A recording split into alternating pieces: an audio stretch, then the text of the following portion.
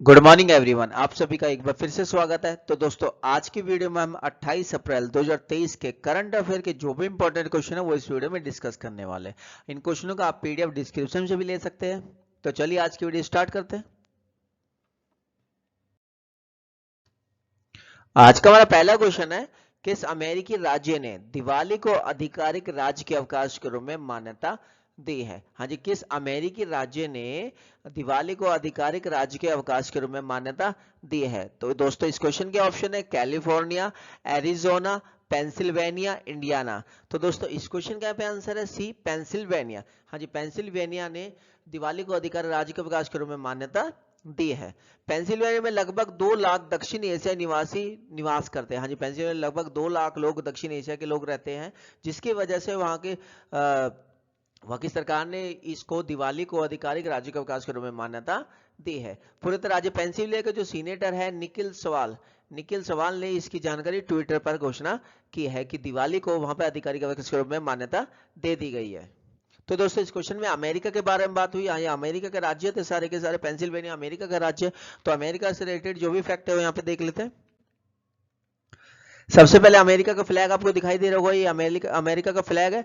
America की राजधानी Washington DC है। सबसे बड़ा शहर न्यूयॉर्क शहर है। यहाँ पे राष्ट्रपति जो बाइडेन है, उपराष्ट्रपति कमला हैरिस है। राष्ट्रपति की पिक्चर आपको ये दिखाई दे रही होगी, राष्ट्रपति है जो बाइडेन जी है, उपराष्ट्रपति यहाँ पे कमला हैरिस है। जो अमेरिका की उपराष्ट्रपति उनका नाम कमला हैरिस है। और जो मुद्रा चलते हैं वो अमेरिकी डॉलर यानी कि यूएसडी, अमेरिकी डॉलर चलते हैं वहां पे।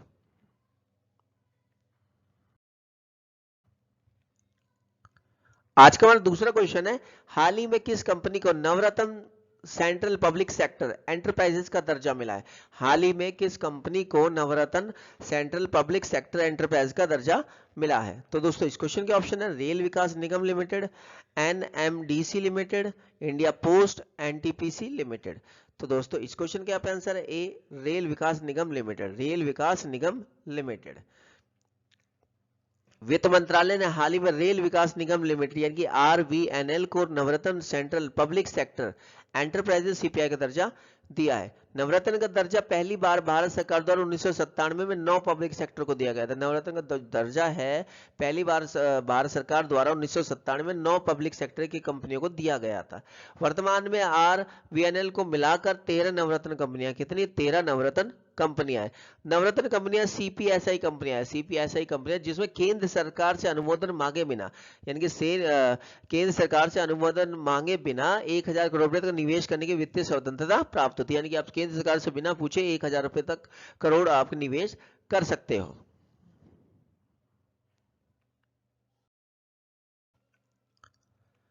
आज का हमारा तीसरा क्वेश्चन है, हाल ही में साइकिलिंग फेडरेशन ऑफ इंडिया का अध्यक्ष किसे चुना गया है? हाल ही में साइकिलिंग फेडरेशन ऑफ इंडिया का अध्यक्ष किसे चुना गया है? तो दोस्तों, इस क्वेश्चन के ऑप्शन है पंकज आडवाणी, पंकज सिंह, बजरंग पूनिया, पुलेलेला गोपीचंद। तो दोस्तों, इस क्वेश्चन का आंसर है बी, पंकज सिंह। हाँ जी, पंकज सिंह को साइकिलिंग फेडरेशन ऑफ इंडिया का अध्यक्ष चुना गया है।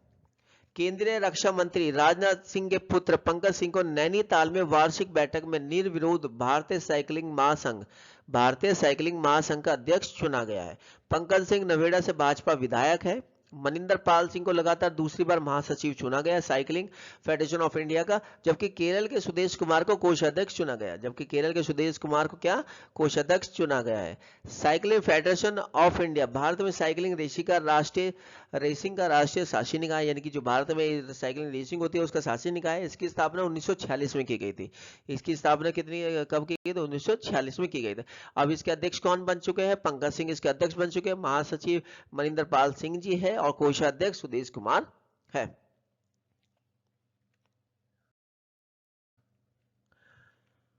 आज का हमारा चौथा क्वेश्चन है, भारत किस देश के साथ मिलकर net zero innovation virtual centre बनाने की घोषणा की है? भारत किस देश के साथ मिलकर net zero innovation virtual centre बनाने की घोषणा की है? तो दोस्तों, इस क्वेश्चन के ऑप्शन है यूएस, फ्रांस, यूके या ऑस्ट्रेलिया। तो दोस्तों, इस क्वेश्चन का आंसर है सी, यूके। हाँ जी, भारत ने यूके के साथ मिलकर net zero innovation virtual centre बनाने की घोषणा की है। जो हमारे केंद्रीय मंत्री है डॉक्टर जितेंद्र सिंह यूके की 6 दिवसीय यात्रा पर गए हुए। विज्ञान और प्रौद्योगिकी मंत्रालय के एक उच्च स्तरीय अधिकारी भारतीय प्रतिनिधि का नेतृत्व कर रहे हैं। साथ ही इन्होंने भारत और यूनाइटेड किंगडम के बीच विज्ञान और प्रौद्योगिकी सहयोग को बढ़ाने का आह्वान भी दिया है। तो दोस्तों इस क्वेश्चन में यूके के बारे में बात है, तो यूके से रिलेटेड जो भी फैक्ट है यहाँ पे देख लेते हैं। सबसे पहले यूके का जो फ्लैग दिखाई दे रहा है आपको, ये दिखाई दे रहा है यूके का फ्लैग है। यहाँ पे राजधानी इसकी लंदन है, सबसे बड़ा शहर भी यहाँ पे यूके में लंदन ही है। आधिकारिक भाषा अंग्रेजी है। सरकार यहाँ पे संसदीय लोकतंत्र और संवैधानिक राजशाही भी चलती है। इसलिए यहाँ की जो राजा है यानी कि सम्राज्ञी, उसका महाराज चार्ल्स तृतीय है, महाराज चार्ल्स तृतीय है। और जो प्रधानमंत्री है वो ऋषि सुनक है, भारतीय मूल के ऋषि सुनक है, जो यहाँ पे आपको दिखाई दे रहे हैं। ये ऋषि सुनक जी है जो यूके के प्रधानमंत्री है। विधानमंडल संसद है, ऊपरी सदन को हाउस ऑफ लॉर्ड्स बोला जाता है, निचले सदन को हाउस ऑफ कॉमन्स बोला जाता है यूके के। मुद्रा यहाँ पे पाउंड स्टर्लिंग चलता है। यहाँ पे यूके में क्या चलता है? Pound sterling.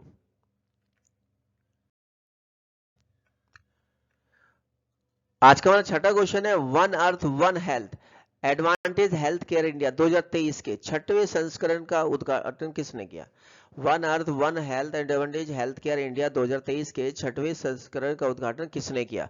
तो दोस्तों इस क्वेश्चन के ऑप्शन है नरेंद्र मोदी, राजनाथ सिंह, अमित शाह या स्मृति ईरानी। तो दोस्तों इस क्वेश्चन का आंसर है ए नरेंद्र मोदी। हाँ जी, one earth one health advantage health care India 2023 के 6वें संस्करण का उद्घाटन प्रधानमंत्री नरेंद्र मोदी जी ने नई दिल्ली में किया। कहां पे किया गया था? नई दिल्ली में प्रधानमंत्री नरेंद्र मोदी जी द्वारा उद्घाटन किया गया था।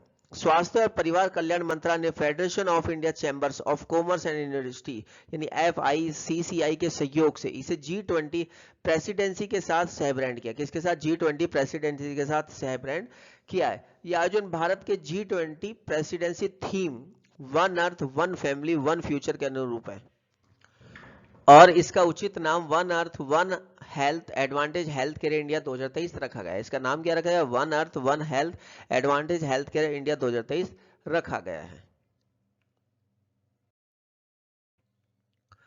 आज का मेरा छठा क्वेश्चन है, यूरोपीय देशों द्वारा नॉर्थ सी समिट का आयोजन कहां किया गया? नॉर्थ सी समिट का आयोजन कहां किया गया? तो दोस्तों इस क्वेश्चन के ऑप्शन में बेल्जियम, फ्रांस, पुर्तगाल या जर्मनी। इस क्वेश्चन का यहाँ पे आंसर है ए बेल्जियम। हाँ जी, यूरोपीय देशों द्वारा नॉर्थ सी समिट का आयोजन बेल्जियम में किया गया। इसमें 9 यूरोपीय देशों ने भाग लिया। जो ये नॉर्थ सी समिट है इसमें कितने 9 यूरोपीय देशों ने भाग लिया, जिसमें Belgium, Denmark, France, Germany, Ireland, Luxembourg, Netherlands, Norway और यूनाइटेड किंगडम है। सबसे पहले जो इस नॉर्थ सी सम्मेलन हुआ था वो 2022 में हुआ था। उसका जो उद्घाटन वो कहाँ पे किया गया था? डेनमार्क में किया गया था। ये दूसरा नॉर्थ सी समिट है जो कहाँ पे हो रहा है? बेल्जियम में हो रहा है। आज का हमारा सातवां क्वेश्चन, किस योजना ने हाल ही में 5.20 करोड़ नामांकन को पार कर लिया? किस योजना ने हाल ही में 5.20 करोड़ नामांकन को पार कर लिया? तो दोस्तों इस क्वेश्चन के ऑप्शन है अटल पेंशन योजना, प्रधानमंत्री जन धन योजना, स्टैंड अप इंडिया योजना, प्रधानमंत्री मुद्रा योजना। तो दोस्तों इस क्वेश्चन के यहाँ पे आंसर है ए अटल पेंशन योजना। हाँ जी, अटल पेंशन योजना। अटल पेंशन योजना ने 5.20 करोड़ नामांकन को पार कर लिया है।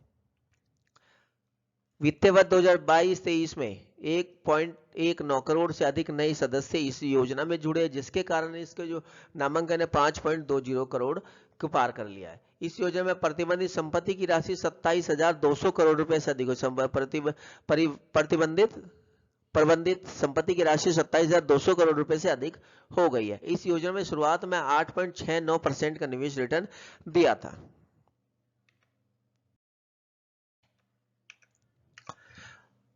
आज का हमारा आठवां क्वेश्चन है, भारत लॉजिस्टिक प्रदर्शन सूचकांक में 139 देशों में से कौन से स्थान पर रहा है? भारत लॉजिस्टिक प्रदर्शन सूचकांक में 139 देशों में से कौन से स्थान पर रहा है? तो दोस्तों इस क्वेश्चन के ऑप्शन है 38वें, 39वें, 40वें या 48वें। तो दोस्तों इस क्वेश्चन का आंसर है ए 38वें। हाँ जी, भारत लॉजिस्टिक प्रदर्शन सूचकांक में 139 देशों में से 38वें स्थान पर रहा है। भारत के प्रौद्योगिकी में महत्वपूर्ण निवेश के कारण ये सुधार हुआ है कि जो भारत 38वें स्थान पर गया। पिछले साल जो भारत था वो 44वें स्थान पर था।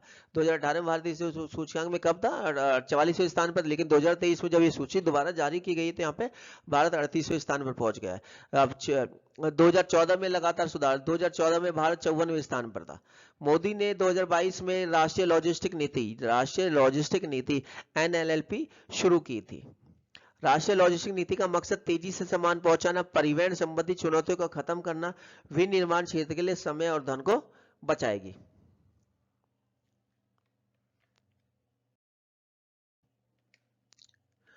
आज का हमारा 9वां क्वेश्चन है, association of asset reconstruction companies के सीईओ के रूप में किसे कार्यभार संभाला है?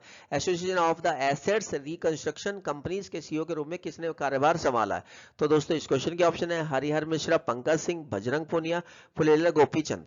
तो दोस्तों इस क्वेश्चन का आंसर है ए हरिहर मिश्रा। हाँ जी, हरिहर मिश्रा द्वारा association of assets reconstruction companies के सीईओ के रूप में उन्होंने पदभार संभाला है। एआरसी सभी परिसंपत्ति पुनर्निर्माण कंपनियों की आवाज है। एआरसी यानी कि एसोसिएशन ऑफ एसेट्स रिकंस्ट्रक्शन सभी परिसंपत्ति पुनर्निर्माण कंपनियों की आवाज है। भारतीय रिजर्व बैंक के साथ 28 एआरसी पंजीकृत है। 28 एआरसी कंपनी पंजीकृत है। हर मिश्रा संपत्ति पुनर्निर्माण के क्षेत्र में अनुभवी है। जो हरिहर मिश्रा है वो संपत्ति पुनर्निर्माण के क्षेत्र में अनुभवी। उन्होंने 1982 में स्टेट बैंक ऑफ इंडिया में काम शुरू किया था। 2004 तक उन्होंने स्टेट बैंक ऑफ इंडिया में काम किया था संपत्ति पुनर्निर्माण के रिलेशन ही, तो इसलिए उनको संपत्ति पुनर्निर्माण यानी कि association of assets reconstruction company के सीईओ के रूप में पदभार संभाला है उन्होंने। आज का हमारा 10वां क्वेश्चन है, world day for safety and health at work प्रतिवर्ष कब मनाया जाता है? तो दोस्तों इस क्वेश्चन के ऑप्शन है 24 अप्रैल, 27 अप्रैल, 28 अप्रैल या 26 अप्रैल। तो दोस्तों इस क्वेश्चन का आंसर है सी 28 अप्रैल। हाँ जी, world day for safety and health at work हर साल 28 अप्रैल को मनाया जाता है। काम पर सुरक्षा और स्वास्थ्य के लिए विश्व दिवस की स्थापना 2003 में विश्व व्यापार संगठन यानी कि WTO के आदेश पर ILO द्वारा, किसके द्वारा? ILO द्वारा स्थापित की गई थी। यह दिन काम के दौरान मारे गए लोगों के सम्मान में स्थापित किया गया था। दुनिया भर में केवल 15% श्रमिकों को नियमित और उचित चिकित्सा देखभाल प्राप्त होती है। काम पर सुरक्षा और स्वास्थ्य के लिए विश्व दिवस 2023 एक फंडामेंटल प्रिंसिपल और काम पर अधिकार के रूप में एक सुरक्षित और स्वस्थ कामकाजी माहौल के थीम पर मनाया जाएगा। तो दोस्तों आज की वीडियो में इतना है। अगर वीडियो पसंद है तो वीडियो को लाइक करें, चैनल को सब्सक्राइब करना बिल्कुल ना भूलें। जय हिंद, जय भारत।